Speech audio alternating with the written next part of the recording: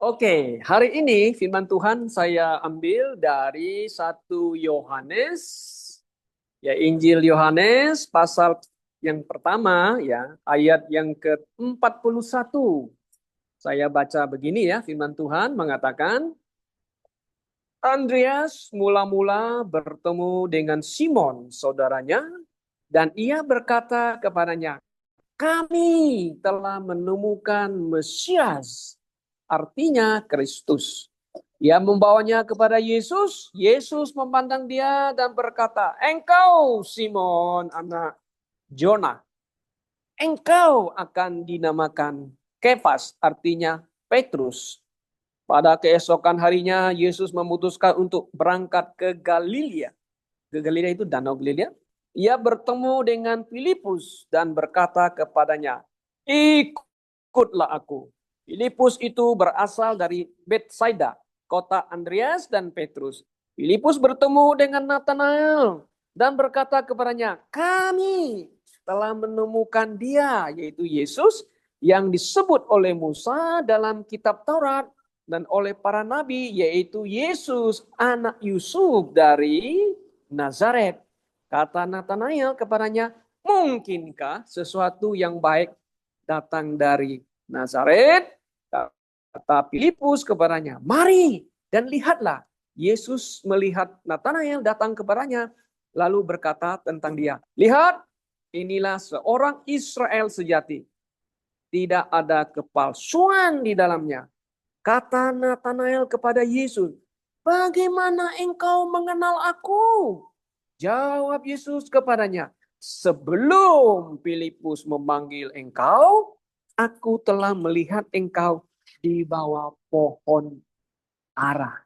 Demikian firman Tuhan. Nah, dari teks ini saya ambil judul begini. Kami telah menemukan Mesias.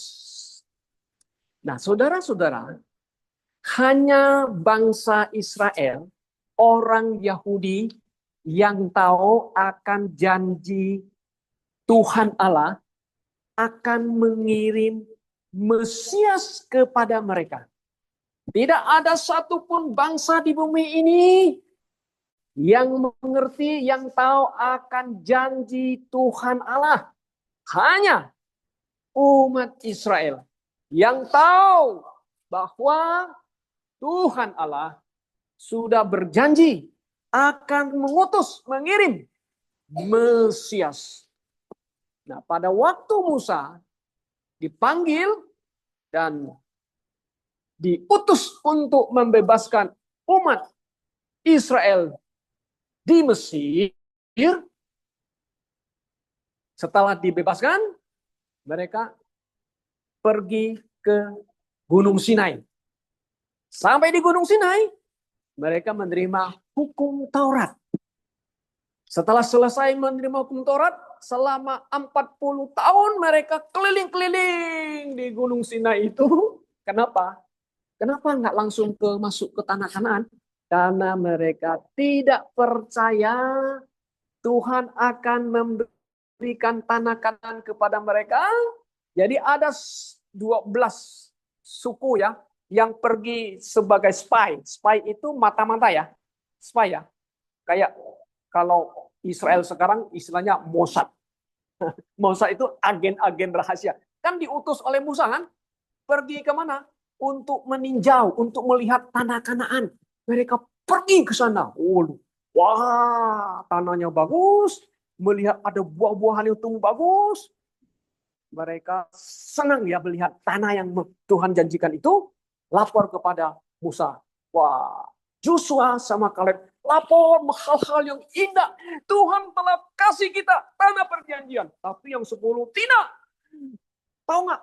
Itu orang anak katanya. Orang yang tinggal di Kanaan itu. Badannya gede-gede. Kayak Goliat besar-besar katanya. Bagaimanakah kita bisa mengalahkan mereka? Mereka orang yang jago-jago berperang. Kita ini tidak tahu berperang. Gimana? Wah, 10 lawan 2. Siapa yang menang? 10 lawan 2. Siapa menang? 10 dong. Masa 2 bisa mengalahkan yang 10? Nggak mungkin kan? Akhirnya apa? Karena tidak percaya, Tuhan hukum mereka keliling 40 tahun. Keliling di dekat itu. Karena Barneas namanya itu ya. Nah, mereka satu-satu yang tidak percaya. Saya bilang, tidak boleh masuk. Mati, mati, mati. Yang boleh masuk tahu siapa? Joshua dan Kaleb. Nah, dan sebelum Musa mati, dia menulis, dia menyampaikan pesan. Nah, pesan ini sebenarnya adalah sebagai kabar baik. Good news. Good news-nya apa? Musa mengatakan di Ulangan 18:18. Nah, saudara bisa baca ya. Di Ulangan 18:18 mengatakan bahwa Tuhan Allah akan membangkitkan di antara kamu saudara seorang nabi. Nah, seorang nabi ya yang akan memimpin umat Israel. Ya, dia akan memimpin dengan keadilan ya, dengan tangan yang keadilan dan kebenaran ya untuk memimpin mereka. Nah, ini adalah satu nubuatan di mana Musa mengatakan Tuhan Allah akan membangkitkan seorang nabi di antara saudara 12 suku itu menjadi seorang pemimpin. Nah, siapa yang menjadi pemimpin itu? Dia itu sebenarnya adalah Mesias. Nah, ini ayat ini saudara-saudara ya banyak diklaim oleh yang sana agama seberang sana. Ini katanya untuk nabi mereka. Lucu kan? Kalau saudara melihat di YouTube mereka berdebat, itu di dalam Alkitab kalian katanya di Perjanjian Lama ada tentang Musa menubuatkan akan datang nabi yang terakhir. Nah, ini nabinya katanya. Mereka nggak baca Alkitab dengan benar. Mau tanya, Musa orang apa? Orang Mesir? Orang Arab? Orang bule? Orang Asia? Orang apa? Musa? Orang Yahudi? Orang Israel? Dia bernubuat. Kata nubuat itu apa enggak? Bernubuat itu artinya mengatakan sesuatu yang belum terjadi akan terjadi. Itu nubuat. Kalau orang di sini mengatakan ramalan ya. Ramalan ya. Tahu ramal ya? Oh, ramalan itu tanya besok-besok jam sekian-sekian akan hujan di Jakarta.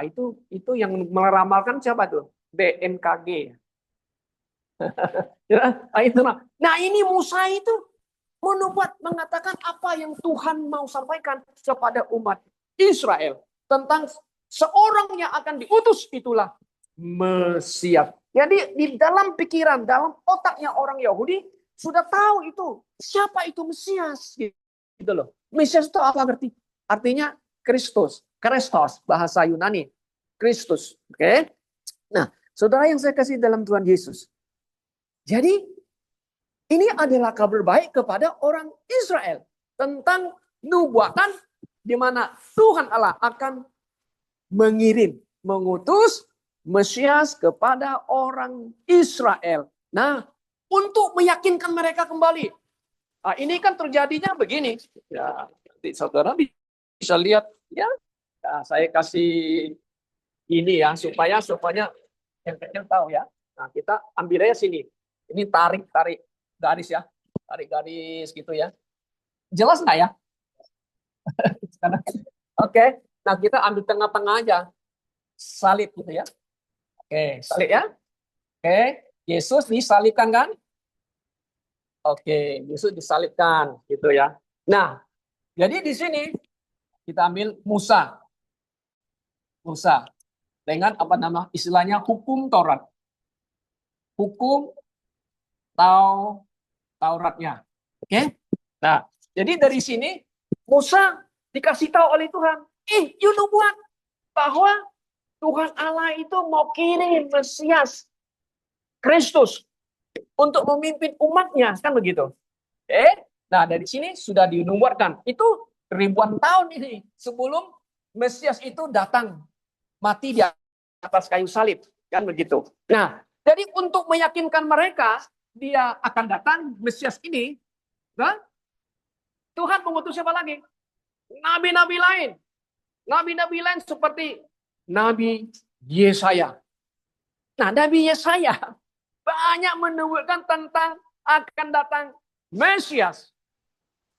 Itu kabar baik bagi orang Yahudi. Saudara pasti ingat ayat-ayat yang sangat terkenal kan? Yesaya pasal berapa itu? Tuhan bilang, tandanya ada seorang perawan, virgins, akan mengandung dan melahirkan seorang anak putra Allah yang dinamain apa? Immanuel. Apa itu Immanuel? Allah beserta kita. Di Indonesia atau di Jakarta ada namanya toko Kristen. Namanya apa? Dikasih Immanuel. Saya bilang nggak boleh loh sembarang pakai nama begitu loh. Masa toko aja dipakai Immanuel? Itu kan. Terus dia cabangnya ada lagi di Kelapa Gading di di rumah susun itu juga Immanuel cabangnya.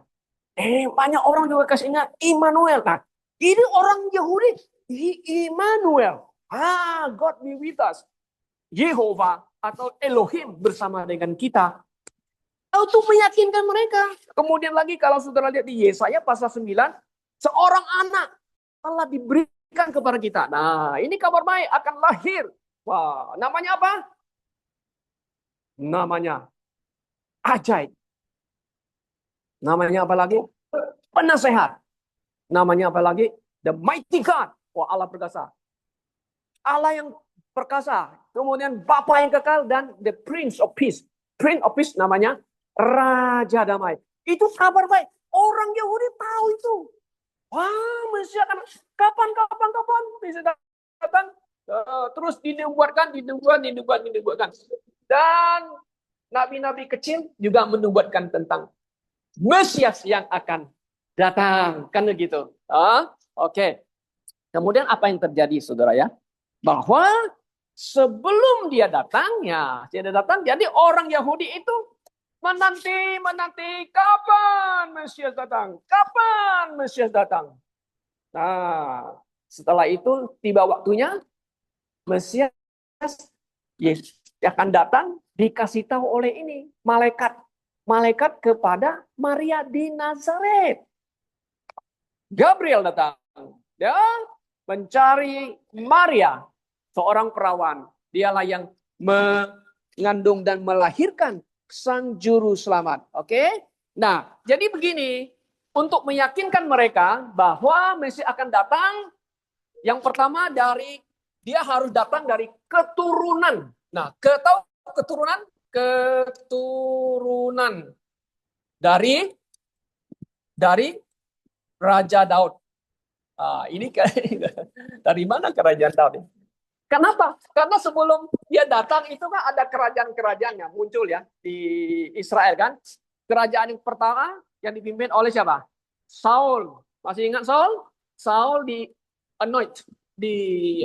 diurapi oleh Samuel, Nabi Samuel menjadi raja. Karena dia tidak taat, bilang Tuhan, saya tolak dia. Dia tolak. Jadi gantinya Daud. Daud ditabis, ya, di-anoint menjadi pengganti raja. Ini jadi raja. Jadi dari Raja Daud. Ini silsilahnya ya. Harus dari raja.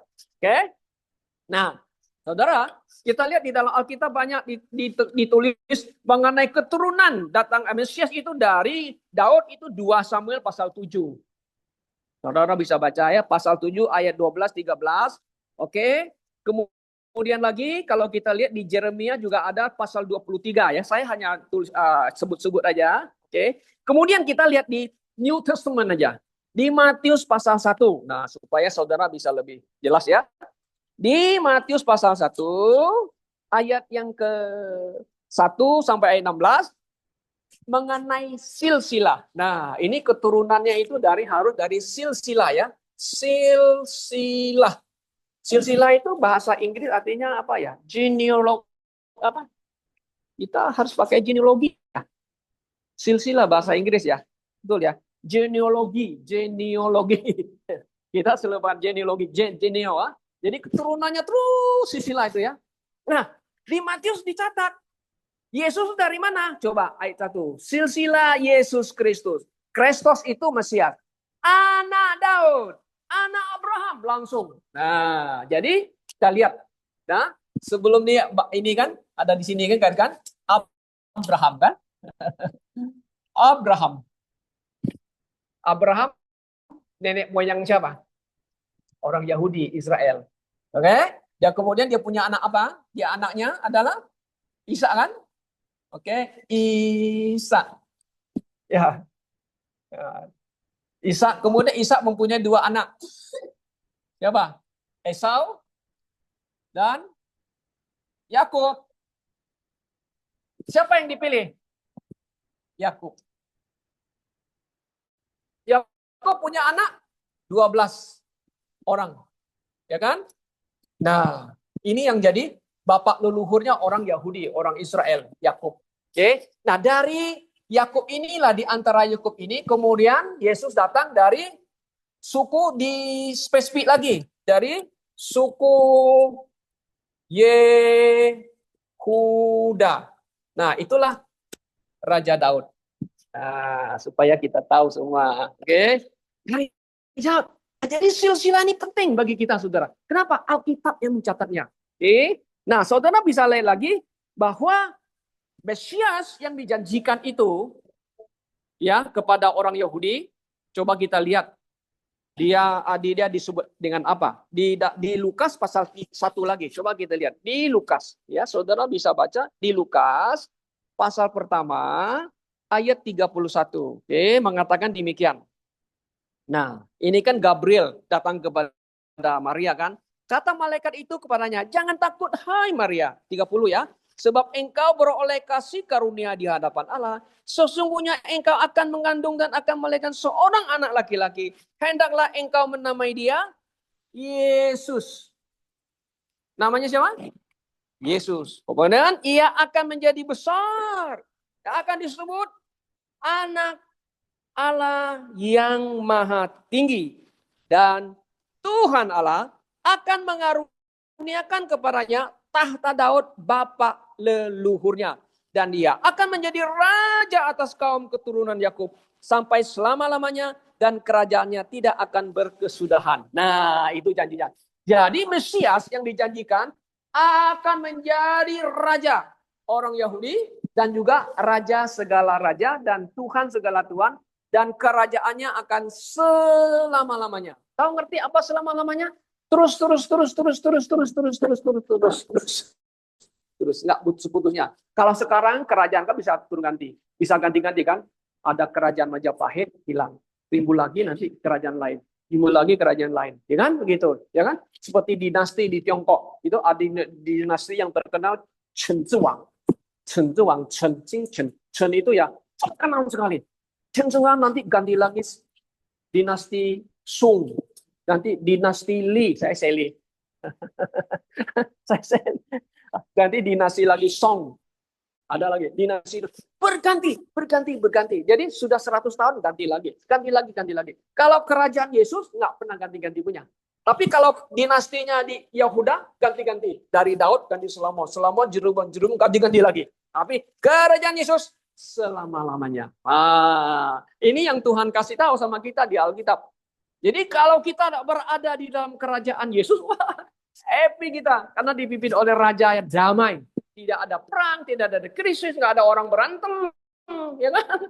Nggak ada orang cecok, nggak saling membunuh, tidak ada lagi. Oke, nah ini yang pertama ya saudara ya. Oke, mengenai janji Tuhan Allah tentang Mesias yang akan datang. Nah, kemudian orang Yahudi itu kan sudah dapat janji ini. Tapi mereka tidak tahu bahwa Mesias itu telah datang. Kalau orang Majus tidak cari orang raja Yahudi itu ke tanah Israel. Jadi orang Majus itu dia bintangnya di timur. Oh, bintang di timur. Ini telah lahir Raja Yahudi. Jadi orang timur kok tahu itu Raja Yahudi? Karena sudah dibuatkan di bilangan. Pasal bilangan 17 kali ya. Nah di sana dikatakan akan di suku Yehuda itu akan muncul timbul bintang. Nah bintang ini yang menggambarkan adalah raja orang Yahudi telah lahir. Jadi orang Majus datang, dia pergi ke Yerusalem, dia ketemu sama Raja Herodes. Raja Herodes, kami dari timur. kami mau melihat ada bintang di timur bahwa Raja Yahudi telah lahir. Kami datang mau menyembah dia. Rajanya terkenal. Mana ada boleh raja? Saya Raja Herodes. Kan begitu. Apa yang terjadi? Oh iya, oke, kamu pergi cari ya. Kalau sudah ketemu kasih tahu sama saya. Iya, Herodes. Lalu Herodes panggil orang-orang ahli kitab suci. Mana Mesiasmu dilahirkan? Nah, dia tahu Mesias. Oh, pada ahli, dia lahir di Bethlehem. Sesuai dengan Mika. Baru mereka ingat bahwa janji ini yang Abraham dari Musa, maksudnya. Baru sampai sudah mau lahir, mereka baru tahu. Dia sudah lahir. Karena berita dari orang Majus. Nah, orang Majus yang kasih tahu kepada mereka bahwa Yesus Mesias itu sudah lahir di Bethlehem. Kan di Bethlehem. Nah, orang Yahudi hanya tahu saja, tapi mereka tidak mengenal dia. Kenapa? Karena Yesus lahir di Bethlehem, kemudian dibesarkan di mana? Di Nazaret. Setelah mendengar berita dari orang Majus itu, mereka nggak pernah cari-cari mana itu dia.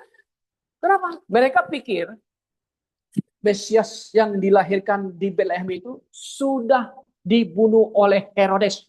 Kan banyak dengar cerita Natal, ya, betul nggak? Selalu ada cerita Natal ini, ya. Ini cerita ini baru diceritakan pada hari Natal, jarang dikhotbahkan pada khotbah minggu-mingguan ya. Herodes telah membunuh Yesus. Mereka pikir Yesus itu yang lahir di Bethlehem itu sudah mati. Tuh, malaikat kasih tahu Yusuf, bawa Yesus pergi ke Mesir. Kan gitu, lari kan, selamat gitu loh. Nah, kemudian balik lagi, pergi dia tinggal di Nazaret. Dibesarkan di sana, dia bekerja, maka itu pujian yang tadi apa yang bilang? I cannot tell, itu bahasa Inggris. Bagus itu pujiannya ya. Bahwa dia bekerja di Nazaret. Betul nggak? Yesus kerja di Nazaret. Yes. Orang Yahudi nggak percaya. Yesus, Mesias itu dibesarkan di Nazaret. Dia memang lahir di Bethlehem, tapi dibesarkan di Nazaret. Nah, saudaraku yang saya kasih dalam Tuhan Yesus. Nah, Yesus harus dipromosikan. Bukan istilah promosikan. Harus diperkenalkan. Kalau sekarang pakai promosi orangnya, supaya terkenal. Harus diperkenalkan kepada umat Yahudi bahwa Mesias telah datang. Siapa yang diutus? Yohanes Pembaptis. Nah, Yohanes Pembaptis, saudara tahu, dia sudah dikuduskan sejak di rahim ibunya. Ibunya namanya Elizabeth. Setelah dia dewasa, Yohanes, dia tinggal di padang gurun. Tahu makanannya apa? Makanannya belalang dan madu. Bajunya apa? Bajunya pakai baju kulit binatang. Seperti Nabi Elia, bajunya pakai kulit binatang begitu. Hidupnya di padang. Makanannya belalang dan madu. Kenapa bisa hidup ya? Makanan pokoknya belalang dan madu. Apakah dia ada makan juga roti? Kemungkinan sudah pasti makan roti. Tapi makanan yang gampang didapat di padang gurun itu adalah madu sama dengan belalang. Kalau menurut para ahli makanan ya, itu belalang itu mengandung protein yang sangat, bukan protein atau apa itu ya. Itu bagus sekali ya untuk kesehatan kita. Makanya belalang tuh boleh dimakan ya. Nah, saudara kalau lihat pergi ke Bandung lewat Purwakarta ya, di tengah jalan ada orang jual belalang Pak ya. Yang jalan lama itu yang mau ke Bandung itu, lewat Purwakarta ya. Saya dulu pernah lewat Purwakarta kan banyak pohon-pohon itu yang lebat situ. Orang menjual itu belalang. Itu boleh dimakan. Nah, kalau kita pergi ke Thailand, wah, di Thailand dijual di food street ya. Dia ada jual belalang. Boleh makan nggak? Enak belalang itu sebenarnya. Enak, boleh dimakan. Di Alkitab juga boleh makan. Nah, makanannya belalang. Nah, Yohanes Pembaptis yang memberitahukan, yang membuka jalan bagi Tuhan, Mesias, untuk orang Yahudi. Supaya mereka mengenal Yesus adalah Mesias. Nah, makanya pada waktu orang datang kepada Yohanes, Yohanes, apakah engkau Mesias? Nah, mereka pakai Mesias lagi. Saudara bisa lihat di itu, Yohanes pasal pertama. Coba kita lihat di Yohanes pertama itu, mereka bertanya kepada Yohanes Pembaptis yang membaptis orang, kenapa kamu baptis orang? Kalau kamu bukan Mesias, kan begitu. Nah, saudara bisa baca di Yohanes lagi, oke? Di Yohanes yang pasal pertama di ayat yang ke-20. Nah, dia mengaku dan tidak berdusta, katanya, aku bukan Mesias. Ya, orang kan tanya, orang Farisi, orang ahli Taurat tanya, apakah kamu Mesias atau salah satu nabi yang akan datang? Nah, satu nabi yang akan datang itu mereka tahu dari Musa itu menubuat. Dan dia menjawab, bukan, aku bukan, tetapi aku ini adalah seorang yang bersuruh-suruh di padang gurun, luruskanlah jalan Tuhan seperti yang telah dikatakan Nabi Yesaya. Jadi dia yang membawa orang Yahudi memperkenalkan Yesus kepada mereka, yaitu Mesias. Perhatikan Mesias, oke? Ya. Kemudian Yesus datang mau dibaptis. Aku yang harus dibaptis. Kenapa? Aku yang harus membaptis engkau, Yesus. Yesus bilang kita harus mentaati semua daripada kehendak Bapa di surga.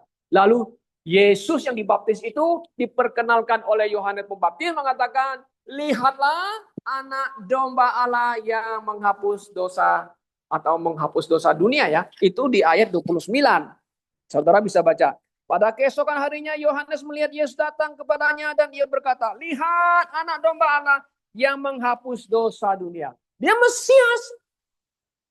Saudara, dia memperkenalkan Mesias kepada orang Yahudi.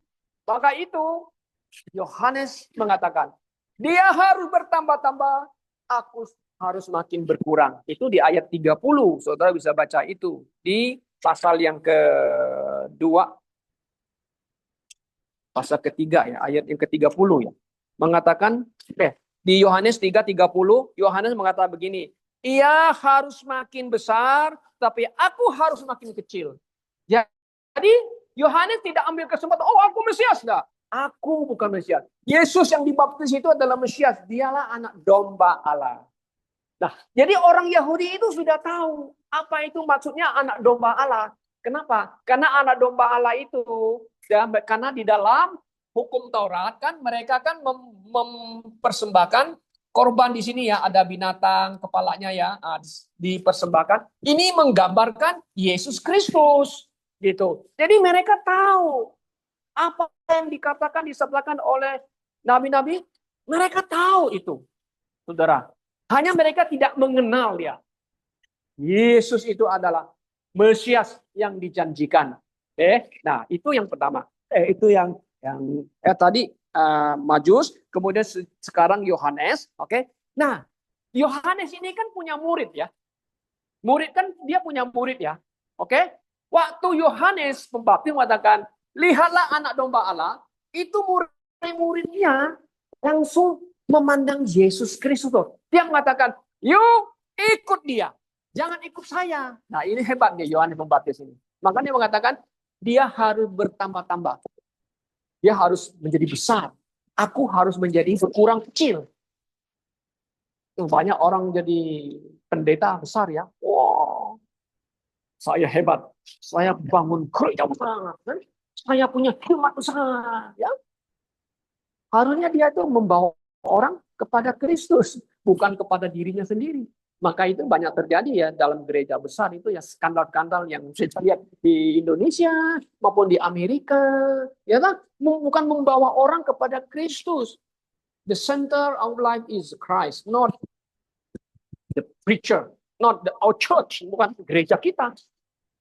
You harus point Jesus Christ. Membawa orang kepada Kristus. Ini Yohanes Pembaptis hebat. Ya. Jadi apa yang terjadi, saudara? Lihat, murid Yohanes Pembaptis ada namanya Andreas. Nah, Andreas pergi mengikut Yesus. Nah, setelah dia mengikut Yesus, dia baru tahu Yesus itu adalah Mesias. Nah, kemudian apa yang terjadi, saudara? Andreas ini memperkenalkan kepada saudaranya. Siapa saudaranya? Saudaranya adalah Petrus. Coba saudara lihat di ayat 42. Yohanes 1 ayat 42. Nah, saudara mari kita lihat ya kan? 42. Oke, kita baca dulu ayat yang ke-41 mengatakan demikian. Andreas mula-mula bertemu dengan Simon, saudaranya. Dan ia berkata kepada saudaranya itu, nah ini topik saya kan, kami telah menemukan Mesias. Artinya Kristus. Jadi Andreas memperkenalkan Mesias kepada Petrus. Nah, lalu membawa Petrus kepada Yesus. Nah, ayat 42. Ia membawa kepada Yesus. Yesus memandang dia dan berkata, engkau Simon, anak Yona. Seharusnya namanya anak Yona. Tapi di lain terjemah Yohanes. Harusnya Yona. Harusnya Yona. Engkau akan dinamakan Kefas. Kefas artinya stone. A stone. Stone itu artinya batu kecil. Not a big stone. Big stone itu bukan artinya batu karang besar. Bukan. Nah, dia kasih namanya Petrus. Kefas. Oke? Ya, saudaraku yang saya kasih dalam Tuhan. Jadi kita lihat bahwa kita harus memperkenalkan Mesias yang benar. Mesias yang sejati. Mesias yang berasal dari mana? Yang dia dibesarkan di Nazaret. Nah, Andreas memperkenalkan Mesias kepada Petrus. Nah, kemudian lagi, saudara. Nah, ada lagi seorang, ya, namanya Filipus. Nah, Yesus pergi ke Nazaret. Yesus pergi ke Galilea, ya, Galilea dekat Nazaret, sudah ya, ke Galilea. Lalu dia bertemu dengan Filipus. Saudara bisa lihat ayat 43. Pada keesokan harinya, Yesus memutuskan untuk berangkat ke Galilea. Ia bertemu dengan Filipus dan berkata kepadanya, follow me, ikutlah aku. Kan begitu. Filipus itu berasal dari Bethesda, kota Andreas dan Petrus. Kemudian ayat 45. Filipus bertemu dengan Nathanael dan berkata kepadanya, nah perhatikan kalimat, kami telah menemukan dia. Dia itu Mesias. Kami. Yang disebut oleh siapa? Musa. Perhatikan. Oleh Musa dalam kitab Taurat. Dan oleh para nabi. Yaitu Yesus anak Yusuf dari Nazaret. Jelas sekali. Sangat jelas. Oke. Kata Nathanael kepadanya. Mungkinkah sesuatu yang baik datang dari Nazaret? Artinya Nathanael itu sanksi. Masa seorang nabi datang dari Nazaret nggak pernah ada punya?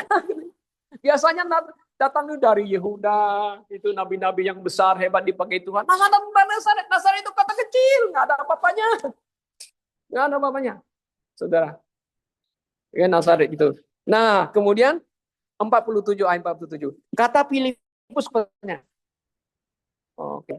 Oke. Ya, jadi ayat 46 kata Nathanael kepadanya, mungkinkah sesuatu yang baik datang dari Nazaret? 47 kata Filipus kepadanya, mari dan lihatlah. Yesus melihat Nathanael datang kepadanya, lalu berkata tentang dia, lihat, ini seorang Israel sejati, tidak ada kepalsuan di dalamnya. Berarti Nathanael itu nggak sembarang mau percaya loh. Wow, orangnya hebat, konsisten. I don't believe it. I don't want to believe it. Dan dia nggak percaya, masa ada nabi datang dari sana. Nggak ada, nggak mungkin. Oh, dia kokoh dalam pandangannya ya. Tetapi heran. Nah, kemudian Yesus berkata demikian. Oke. Ini seorang sejati. 48. Kata Nathanael kepadanya, bagaimana engkau mengenal aku? Jadi Yesus tahu itu karakternya, sifatnya tahu. Lalu dia bilang, bagaimana engkau tahu aku? Mengenal aku katanya. Kan mengenalku. Jawab Yesus kepadanya, sebelum Filipus memanggil engkau, aku telah melihat engkau di bawah pohon ara. Gimana Yesus tahu bisa lihat dari jauh, lihat dia aku duduk di pohon ara? Ini pasti orang yang, bukan sembarang orang. Kemudian apa? Jawab si Nathanael kemudian. Kata Nathanael kepada Yesus, Rabi, dia panggil Rabi. Kemudian lagi, engkau anak Allah. Oh nggak mudah loh orang Yahudi mengaku Yesus anak Allah loh. Sampai hari ini mereka nggak mau percaya Yesus anak Allah. Maka Yesus itu dihukumkan oleh Farisi kan. Menyamakan diri sederajat dengan engkau sebut kamu anak Elohim, anak Allah. Hukum mati. Kan begitu. Nah, nggak sembarangan orang Yahudi berani mengatakan Yesus the Son of Elohim, Son of God. Tidak mungkin. Nah, ini dia mengaku. Nathanael mengaku, the Son of God. Engkau Raja orang Israel. Saudaraku, menggenapi apa sini? Nubuatan dari utara. Kan? Seorang nabi akan diangkat dari saudaramu menjadi apa? Pemimpin. Jadi raja. Raja. Saudaraku, yang saya kasih dalam Tuhan Yesus. Ya, ayat 9 Tuhan jangan jelas memaparkan kepada kita ya. Bahwa orang Yahudi itu mengerti apa itu arti-arti kata Mesias. Mereka memahami Mesias itu anak Allah yang diutus oleh Allah. Memahami. Mereka mengetahui Mesias itu akan menjadi raja sesuai dengan silsilah keturunan dari Daud. Dia akan menjadi raja orang Yahudi. Dan raja atas segala raja. Maka itu waktu Tuhan Yesus mati. Kenapa Pilatus menulis 3 bahasa itu ya? Ini adalah Yesus adalah raja Yahudi. 3 bahasa. Bahasa Greek, bahasa Latin, dan bahasa Ibrani ditulis itu loh oleh Pilatus tuh waktu Yesus mati loh. Ini ada Yesus, inilah raja orang Yahudi. Kemudian kalau di Yohanes ditulis dengan jelas Jesus Christ dari Nazaret, from Nazareth, the King of the Jews. Orang Yahudi tahu apa makna arti kata itu. Maka mereka, Pilatus, kenapa engkau tulis itu? Pilatus bilang apa? Apa yang sudah saya tulis tetap tertulis. Berarti Pilatus itu menulis ini adalah dituntun oleh Roh Kudus. Sesuai dengan janjinya Tuhan Allah. Memang Yesus adalah akan jadi raja. Memang pada waktu itu dia harus mati. Ya, Mesias harus mati. Menggenapi hukum Taurat. Nah, ini hukum Taurat sini. Maka ini semua mereka yang praktekkan korban persembahan di Mezbah karena menggambarkan Yesus Kristus. Dia adalah the Lamb of God. Mati. Orang Yahudi memang nggak setuju. Mesias kami akan jadi raja, masa mati? Nah, maka itu sampai hari ini orang Yahudi, orang Israel tidak mau terima Yesus yang mati itu adalah Mesias mereka. Sampai hari ini. Kalau begitu, mereka mau terima Tuhan Yesus, berarti Tuhan telah membuang mereka. Oh tidak. Tidak. Maka itu di Roma pasal yang ke-9, 10, 11 kan kita pernah bahas ya di persekutuan doa ya. Bahwa Tuhan Allah tidak membuang orang Israel. Sekalipun mereka menolak Yesus Kristus dan adalah musuh Injil Kristus. Tapi mereka tetap umat pilihan Allah. Maka itu sebagian gereja, ada gereja yang mengatakan bahwa kitalah penggantinya umat Israel. No. Ini kesalahan besar. Namanya istilahnya replacements of theology. Sangat bahaya. Mereka mengaku, kami pengganti Israel. Maka mereka anti-Semit. Anti pemerintahan Yahudi, Israel. Sampai hari ini. Nah, itu ada kelompok gereja-gereja yang tidak yang menolak Israel, saudara. Paulus dengan jelas mengatakan, Tuhan tidak pernah menolak orang Israel, tidak membuang. Sekalipun kita orang bangsa-bangsa lain yang terima Injil Yesus Kristus, kita disebut the spiritual of Israel, tapi kita bukan the jasmaninya. Kita bukan keturunan jasmani dari Bapak Abraham. Tapi mereka adalah keturunan dari Bapak Abraham, dari Ishak, Yakub. Dan 12 suku itu. Sampai hari ini mereka tetap umat pilihan. Tidak dibuang. Oke. Nah, saudaraku yang saya kasih dalam Tuhan Yesus. Kalau saudara dan saya telah menemukan Mesias, kita harus juga menyampaikan, memperkenalkan Mesias yang Alkitab catat. Kita tidak menyampaikan Yesus yang lain, tapi Yesus Kristus yang berasal dibesarkan dari Nazaret dan dia mati menebus dosa manusia. Nah, itu adalah Mesias. Mesias yang dijanjikan Allah kepada umat Israel. Ya, dia telah datang dan kita telah percaya kepada dia. Karena itulah kita ada di sini. Ya, kita di sini. 2025. Ini gereja. Gereja. Nah, kita hidup di dalam anugerah. Anugerah Allah. Hanya pakai iman saja. Iman kepada Yesus saja. Kita diselamatkan. Kita percaya Yesus yang telah datang. Mati. Dan kita menanti Yesus yang akan datang. Nanti ya, satu hari Yesus akan datang lagi. Kita percaya Yesus yang sudah datang mati, menebus dosa kita.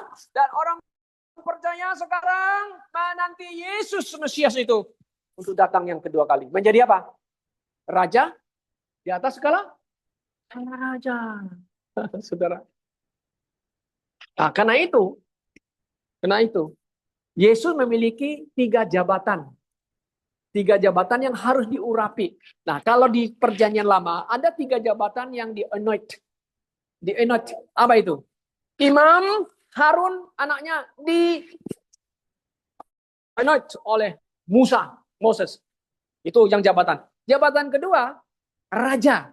Raja harus di-anoint, dimesiahkan. Saul, Raja Saul dan Raja Daud dan raja yang lain harus di-anoint. Kemudian nabi harus menjadi nabi, di-anoint. Siapa yang di-anoint? Itu Elisa. Di-anoint menggantikan Elia pulang ke surga. Saudara. Nah, jadi Yesus itu ya sebenarnya adalah imam, nabi, raja. Makanya disebut Mesias, anoint.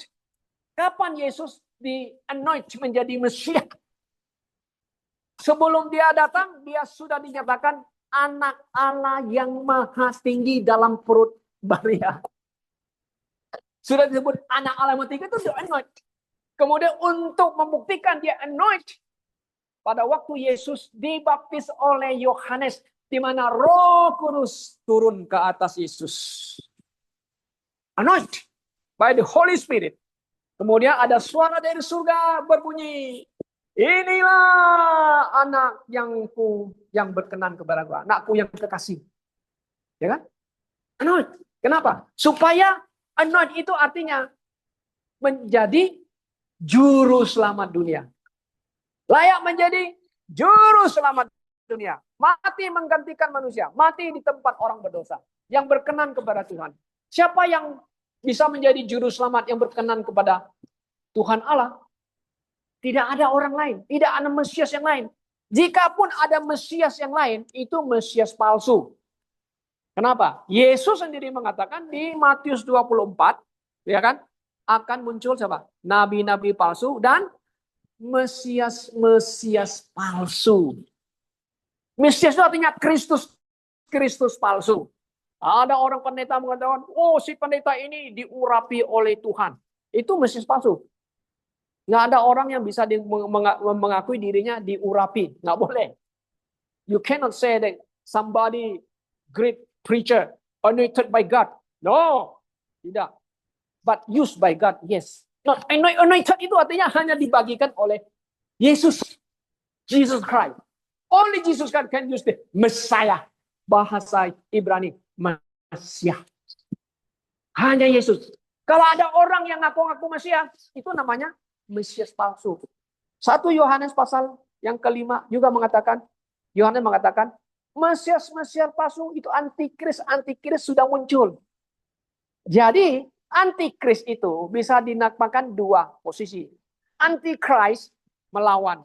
Tapi yang satu lagi antichrist artinya seek a place of Jesus Christ. Mesias palsu. Yesus palsu. Ini sangat jelas. Maka itu sebagai orang Kristen kita harus pada. Oh, banyak pendeta hebat. Diurapi oleh Tuhan. Nggak ada orang manusia boleh dikatakan diurapi oleh Tuhan. Hanya Yesus Kristus. Nah, saudara yang saya kasih dalam Tuhan. Jika saudara dan saya telah menemukan Mesias Kristus melalui Alkitab. Anda bertemu secara pribadi mengenal Mesias melalui apa? Saya melalui penginjilan oleh missionaries. Melalui Alkitab. Saya mengenal Yesus Kristus. Ya, saudara, kita harus mengenal Yesus yang dari Alkitab. Bukan Yesus yang di luar Alkitab. Kalau yang di luar Alkitab itu Mesias palsu. Karena itu kita harus punya spirit untuk memberitakan. Untuk memperkenalkan Mesias atau Yesus yang Alkitabiah kepada orang lain. Sehingga mereka menemukan Yesus dan diselamatkan. Born again Christian. Ini penting bagi kita. Kiranya Tuhan menolong kita hari ini. Memberkati firman-Nya. Kalau saudara setelah diselamatkan, puji Tuhan. Jika saudara benar-benar telah mengenal Yesus secara pribadi dan dosa saudara diampuni, puji Tuhan. Anda adalah orang-orang yang dipilih oleh Tuhan. Kan begitu. Karena Anda telah berada di dalam Yesus Kristus. Mari kita berdoa.